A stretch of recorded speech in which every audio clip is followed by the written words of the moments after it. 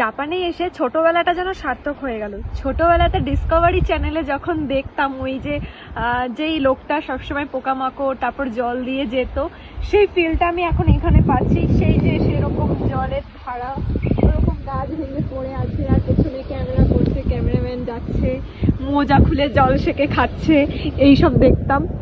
আর প্রচুর দেখতাম পোকামাকড় খাচ্ছে, আর ভাবতাম যে সত্যি এরকম হয়। কিন্তু সত্যি জাপানে এসে মনে হচ্ছে এখন সার্থক হয়ে গেছে। সেম ফিল পাচ্ছি, যেন মনে হচ্ছে আমি এখন ডিসকভারি শুট করছি।